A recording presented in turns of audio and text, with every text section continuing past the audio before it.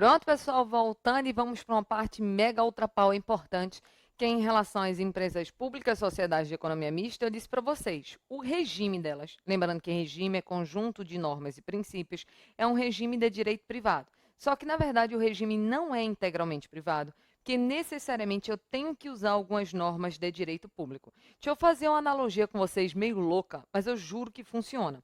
Vamos imaginar o seguinte, que eu trouxe aqui um tabuleiro e eu quero jogar com vocês que estão aí. Banco Imobiliário, creio que todo mundo conhece aquele jogo, né? Jogo de sorte. Você joga o dado, vai andando com os pinos, eu não sei vocês, mas eu nunca fui rica, nem no Banco Imobiliário. Eu só comprava o Brooklyn, nunca comprava os lugares de rico, eu sempre me ferrava. Então eu tenho um trauma muito grande desse jogo, porque jogo com sorte não é muito minha praia, não. Se precisar da sorte, eu vou perder aquele jogo. Então, com esse trauma, eu trouxe aqui o tabuleiro, entreguei um dado para cada um de vocês e um dado para mim. Só que eu quero jogar o jogo da seguinte maneira. Olha a minha proposta para vocês.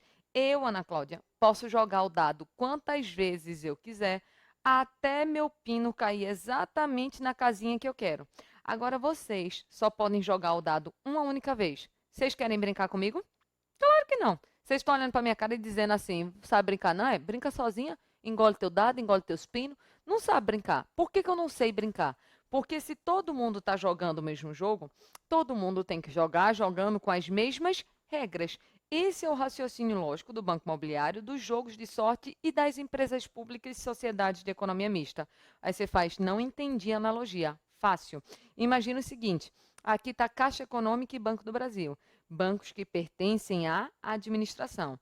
Aqui está o Itaú. Concorda que o Itaú também é um banco? É, assim como Santander, Bradesco, mas são bancos que não pertencem à administração. Então, tem um banco puramente privado e bancos estatais aqui, Caixa Econômica e Banco do Brasil. Mas concorda que todos estão jogando o mesmo jogo? Se todos estão jogando o mesmo jogo, todos têm que jogar jogando com as mesmas regras para não gerar uma concorrência desleal. Pegou a analogia com o Banco Imobiliário? A lógica é, se eu desse, por exemplo, um regime de direito público à Caixa Econômica, ao Banco do Brasil, o que iria acontecer? Eles receberiam prerrogativas, como, por exemplo, imunidade a impostos. Aí imagina, Caixa Econômica e Banco do Brasil imune a impostos. Itaú pagando impostos. Dá para concorrer? Dá não, fio. O Itaú vai quebrar, porque a concorrência está desleal. É por isso que a Constituição diz que é vedada a concessão de benefícios a estatais que não sejam estendidos às outras empresas do setor privado. Então, se o Itaú paga impostos, Caixa Econômica e Banco do Brasil vão pagar também. Se o Itaú, os empregados são CLT, na Caixa Econômica e no Banco do Brasil também. Se o Itaú pode ter seus bens penhorados por dívidas, na Caixa Econômica, no Banco do Brasil, também. Então, esse vai ser o raciocínio lógico, mas um raciocínio que tem que ser aprofundado. Vou puxar para cá. Vou pegar uma página em branco para a gente conseguir desenhar em relação a esse tópico. O raciocínio vai ser o seguinte, ó. Deixa eu pegar aqui. Já sabemos, deixa eu só montar aqui para poder revisar para vocês, que a administração pode vir a prestar um serviço público ou ela pode vir a desenvolver uma atividade econômica. Eu sei que eu já fiz isso daqui com vocês, é só para poder complementar com outro esquema. Quem da administração indireta vai poder prestar serviços públicos? Lembra que é todo mundo? Entram aqui as autarquias, entram aqui as fundações públicas, entram aqui também as empresas públicas e entram as sociedades de economia mista. Todo mundo pode prestar serviço público, mas nem todo mundo pode desenvolver atividade econômica, porque só as empresas estatais, empresas públicas e sociedades de economia mista é que podem vir a desempenhar atividade econômica nos moldes do artigo 173 da Constituição Federal. Aconselho uma leitura aqui nesse artigo 173 da Constituição Federal. Então, veja que as estatais elas entram tanto na prestação de serviço público quanto no desempenho de atividade econômica. E o que isso vai importar para a gente? Vai importar o seguinte, ó, outro esquema para poder complementar esse. Quando falar na sua prova em empresa pública em sociedade de economia mista, você simplesmente vai dizer que essas pessoas daqui adotam um regime de direito privado. Então, o regime vai ser um regime de direito privado. Só que tem uma questão. Essa empresa pública, essa sociedade de economia mista, ela pode estar prestando algum serviço público ou ela pode estar desenvolvendo alguma atividade econômica. E qual é o ponto central disso daqui? É que em qualquer estatal, apesar de o regime ser de direito privado, ele vai ser, na verdade, um regime híbrido, misto. Por que misto? Porque necessariamente eu tenho que usar algumas normas de direito público. Então, necessariamente, em qualquer estatal, eu tenho que usar algumas normas de direito público. Só que aí a questão vai ser a seguinte aqui, ó. Perceba, o regime de direito público, lembra para mim, isso aqui é a aula passada. Esse regime de direito público daqui, o que que ele pode ofertar? Ele pode ofertar tanto prerrogativas, lembra das autarquias? Está no seu caderno na parte de autarquia, quanto restrições. Então, esse regime de direito público, veja que o que eu estou fazendo em cima, por enquanto eu estou fazendo embaixo, ele tanto vai ofertar aqui prerrogativas, quanto ele vai poder instituir aqui restrições. Deixa eu dar exemplos de restrições só para a gente poder matar. Lembra que algumas restrições seriam, por exemplo, ter que licitar, ter que, por exemplo, fazer concurso, ter que prestar contas, mas eu só vou resumir aqui porque está bem completinho no seu caderno lá na parte de autarquia. A grande questão é, vamos puxar aqui um exemplo. Imagine o Banco do Brasil. Banco do Brasil é uma sociedade de economia mista que está desempenhando atividade econômica. O Banco do Brasil não tem que licitar ou tem que licitar? Tem que licitar. Não tem que fazer concurso ou tem que fazer concurso? Tem que fazer concurso. Então, as restrições do regime de direito público se aplicam à estatal que desempenha atividade econômica. Mesma lógica aqui em cima.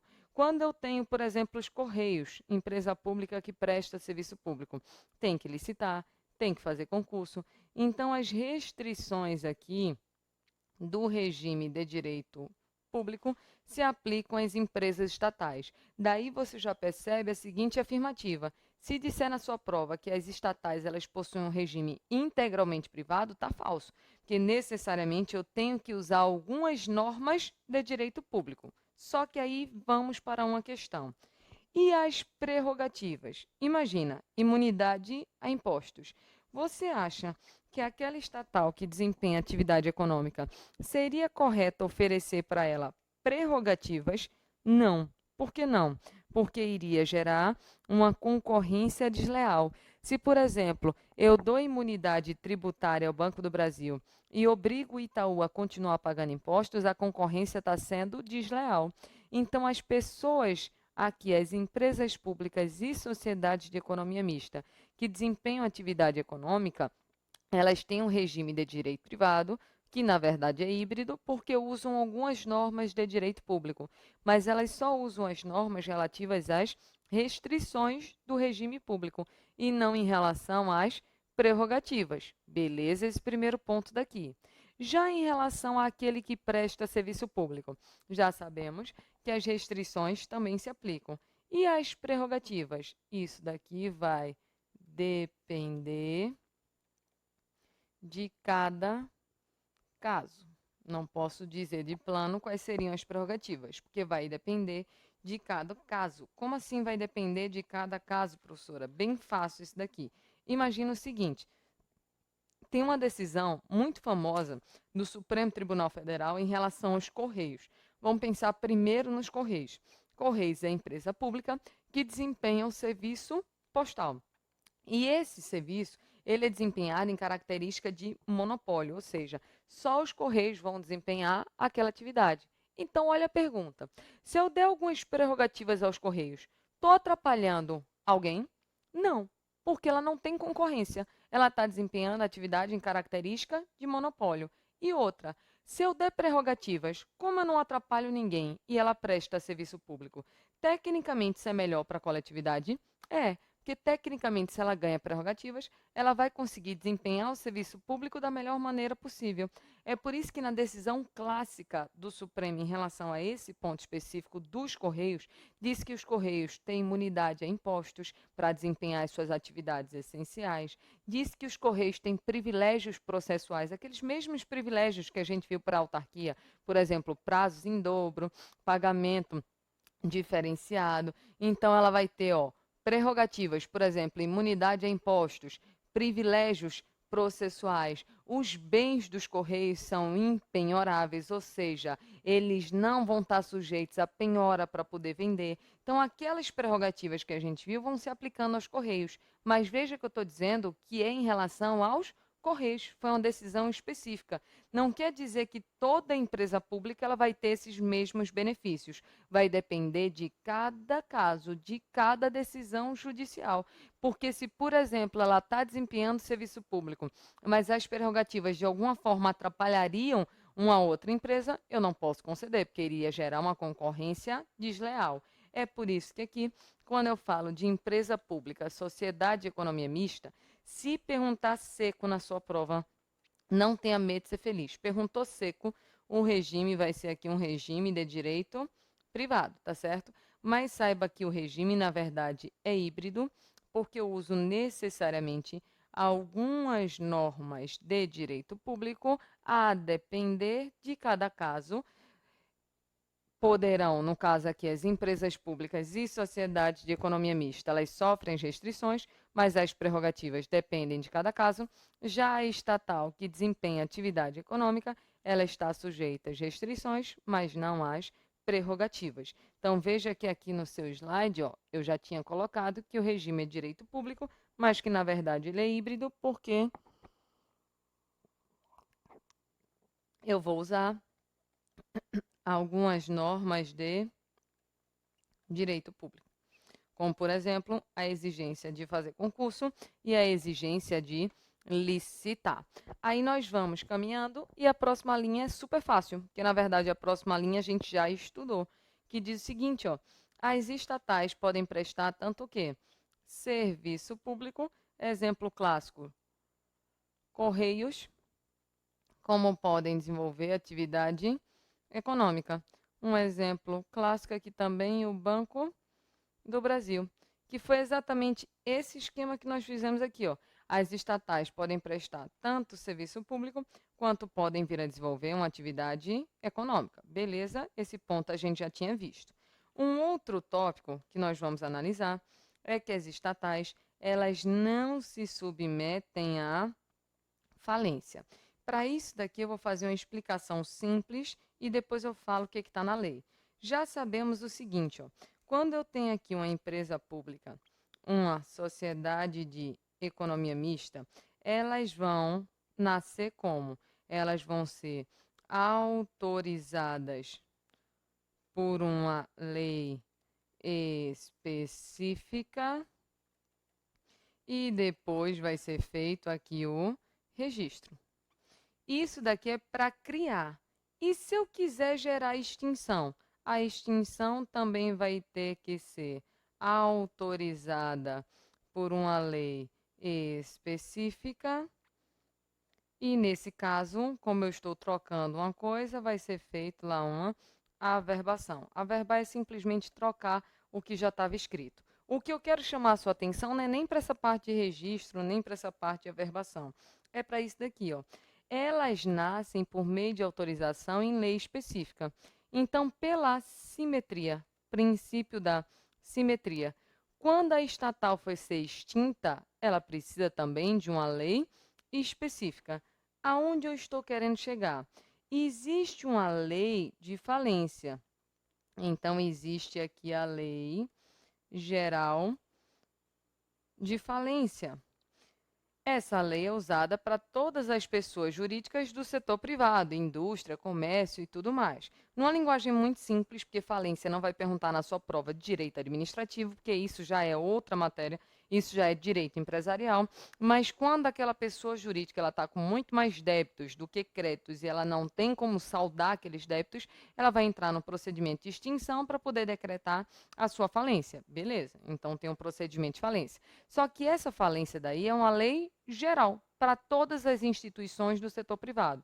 E as estatais, elas nascem por meio de uma lei específica. Então, o entendimento já decorre daí. Se elas nascem por meio de uma lei específica, a extinção delas não vai ser feita pela lei geral de falência, vai ser feita por uma lei específica. Esse vai ser o raciocínio lógico. Além do mais, a própria lei geral de falência, ela diz que aquela lei não se aplica às estatais. Então, perceba que, por disposição legal, eu não vou submeter as estatais à lei de falência. Veja que o que eu estou dizendo é que elas podem até quebrar. Pode ser que uma empresa pública e uma sociedade de economia mista quebre, fique sem dinheiro, venha a ser extinta, mas não vai ser extinta pela lei de falência. Esse daqui é o entendimento que você coloca na sua prova, tá certo? Eu só quero puxar uma observação, puxar até uma observação verbal, que é o seguinte. Lembra que a empresa estatal ela pode prestar serviço público ou desempenhar atividade econômica? O que parte da doutrina vem dizendo? Porque pode ser o livro que você esteja estudando. Parte da doutrina diz que se aquela estatal ela estiver desempenhando atividade econômica, ela estaria sujeita sim à lei de falência. Mas isso vai de maneira contrária ao que está expresso na lei e de maneira contrária também ao entendimento ainda dominante. Então, a posição mais segura para a sua prova continua sendo essa daqui, ó, que as estatais, sejam elas prestadoras de serviço público ou desempenhadoras de atividade econômica, elas não se submetem à lei de falência, já que elas nasceram por uma lei específica, vão ser extintas também por uma lei específica. Esse é o raciocínio lógico. E para fechar aqui os pontos de semelhança, eu quero falar desta parte aqui em relação ao concurso. Já sabemos que para entrar em uma estatal, você tem que fazer um concurso. Só que esse concurso não é para ter um cargo, é para ter um emprego público. Aí eu vou puxar aqui para fazer um outro esquema com vocês, que é o seguinte, ó. Já sabemos que de um lado eu tenho a administração direta. Do outro lado eu vou ter aqui a administração indireta. Tenho a administração direta, tenho aqui a administração indireta. Já sabemos que aqui eu vou ter União, Estados, Distrito Federal, municípios, autarquias, fundações públicas, empresas públicas e sociedades de economia mista. Já sabemos quem são as pessoas de direito público, já sabemos que de direito público eu tenho aqui os entes políticos, União, Estados, Distrito Federal, municípios, as autarquias e algumas fundações públicas. Então, aqui eu vou ter as pessoas de direito público, beleza? Já quando eu tenho aqui, ó, as empresas públicas, as sociedades de economia mista, e vou fazer um pontilhado aqui, porque também entram algumas fundações, já que fundação pode ser direito público ou direito privado. Desse lado daqui, eu vou ter as pessoas de direito privado. Uma coisa é certa. Para poder entrar aqui na administração direta ou na administração indireta, você vai ter que ser aprovado previamente em um concurso. Só que tem uma diferença. No caso aqui das pessoas de direito público, o seu concurso vai ser para você ter um cargo. Para você ter um cargo. Quando você tem um cargo, você vai ser regido por uma lei própria, tanto que você vai ser chamado de servidor estatutário. Por exemplo, no caso do Plano Federal, você tem a Lei 8.112, que é a lei que vai tratar do regime jurídico aplicável aqui aos servidores federais. Então, você passa num concurso, Para uma pessoa de direito público, você vai ter aqui um cargo. Depois eu faço uma observação. E qual é a parte boa de você ter um cargo? É que depois do efetivo exercício da sua atividade por um período de 3 anos, você vai adquirir a tão sonhada estabilidade, que é a segurança de só poder vir a perder o seu cargo em situações pontuais e bem específicas. Isso é para quem tem cargo. Agora, e quem tem aqui faz um concurso para uma pessoa de direito privado? Aqui você não vai ter cargo. Você vai ter um emprego público. O nome é emprego, então você não é regido por uma lei própria, por um estatuto próprio, você é regido pela CLT. Então, as pessoas que trabalham na Renner, no Boticário, no SES, são regidos pela CLT, lá na empresa pública e na sociedade de economia mista também. Se é CLT, eu te pergunto, os empregados públicos, eles vão ter estabilidade? Não. Se eles não têm estabilidade, pode ser que eles venham a sofrer uma demissão. Mas o que o Supremo Tribunal falou? Falou que podem ser demitidos. Agora, como é um ato administrativo, essa demissão daqui, segundo o Supremo, ela deve ser motivada, ou seja, deve pelo menos existir uma explicação das razões que levaram à prática daquele ato. Então, perceba que quando eu falo em estabilidade, eu estou falando em cargo. Emprego público, empregado público, ele não vem a ter instabilidade. Então, ele pode vir a ser demitido, desde que a demissão dele venha a ser motivada, ou seja, se explique as razões de por que a pessoa foi demitida. Aí, aqui no slide, perceba que tem concurso, mas é um concurso para você ter um emprego público. Se você tem um emprego público, essas pessoas daqui elas não vão possuir estabilidade. Já matamos esse ponto, porque elas são regidas pela CLT. Só que eu quero falar mais algumas coisas em relação a isso daqui. Esse ponto eu vou aprofundar quando a gente estiver falando de agentes públicos. Então, a gente aprofunda mais, mas o esquema base é esse. Só que eu quero chamar tua atenção para 2 pontos aqui do artigo 37. Veja só, eu quero que você leia o artigo 37, é enorme, tá? Esse daqui. Inciso 11 da Constituição Federal. Em resumo, ele fala do teto remuneratório. Quem mais ganha aqui no país vai ser os ministros do STF. Então, tem um teto remuneratório. Então, aqui, artigo 37, inciso 11, para você ler. Eu quero um outro ponto, e esse outro ponto eu vou esmiuçar aqui, que é o artigo 37, parágrafo 9º da Constituição Federal. Qual é a grande pergunta? Esse teto remuneratório, ele se aplica às empresas públicas e às sociedades de economia mista? O que esse artigo 37, parágrafo 9º da Constituição diz? Diz que nas empresas públicas e nas sociedades de economia mista, elas só se submetem ao teto se receberem. Deixa eu só apagar aqui que eu errei. Só se receberem recursos públicos para custeio em geral ou custeio de pessoal. Então, aqui, ó, artigo 37, parágrafo 9º da Constituição. Empresa pública e sociedade de economia mista só se submetem ao teto remuneratório se receberem recursos públicos para custeio em geral, custeio de pessoal, por parte. Imagina que aqui eu sou uma sociedade de economia mista que estou desempenhando atividade econômica. E com o que eu recebo com a atividade econômica, não lucro necessariamente, mas aquela atividade econômica, ela já é o bastante para eu, sociedade de economia mista, me manter. Então, eu, sociedade de economia mista, pago todas as minhas contas sem precisar de repasse de verbas, por exemplo, da União. Então, se eu me mantenho sozinha, pode ser que tenha, sim, algum empregado público ganhando além do teto remuneratório. Agora, se, por exemplo, eu sou uma empresa pública que, para ajudar a me custear ou ajudar a pagar o pessoal, eu recebo repasse de verbas da União.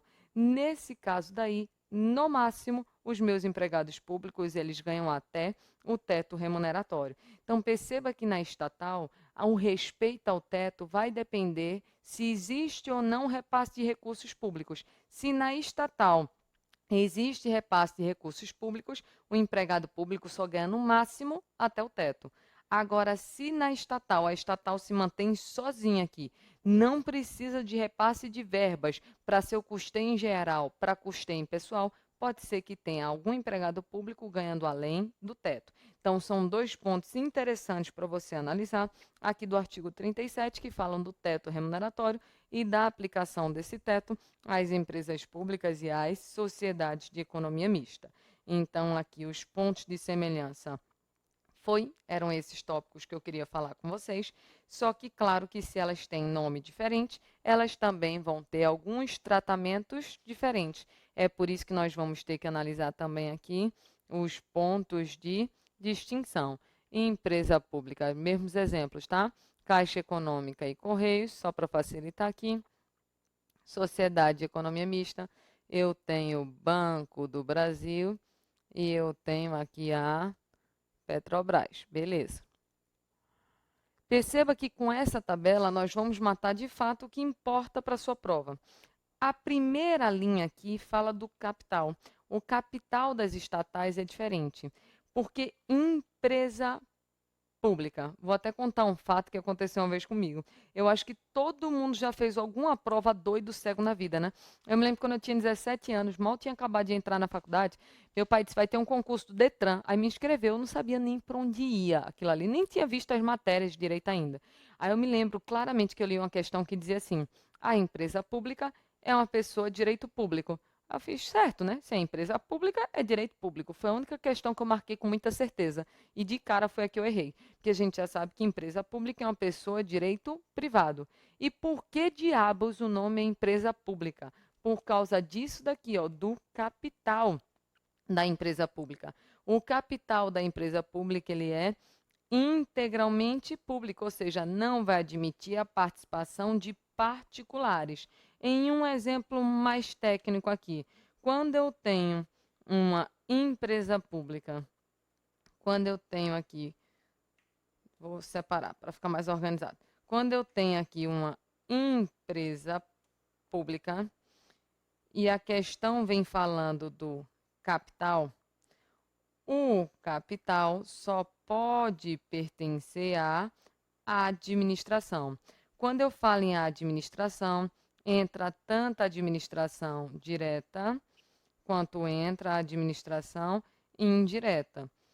Então, a União pode ter ações da empresa pública, uma autarquia também pode. Agora, uma coisa é certa: não pode um particular participar do capital de uma empresa pública, porque na empresa pública, esse capital daqui, ele é 100% público. Se ele é 100% público, é porque não se admite a participação de particulares. Tá, professora, anotei isso daí. Mas eu não entendi muito bem como é essa história de o particular ele não poder vir a participar. Como é isso? Aí teve uma vez um aluno que me disse assim, eu não concordo porque eu tenho uma conta na Caixa Econômica. Aí eu fiquei raciocinando sobre, eu fiz, como assim? Ele fez, se eu tenho uma conta na Caixa Econômica, é porque tem dinheiro privado dentro da Caixa, então tem dinheiro privado dentro de uma empresa pública. Não é esse o raciocínio, pelo amor de Deus. E qual é o raciocínio? Eu te conto na próxima parte.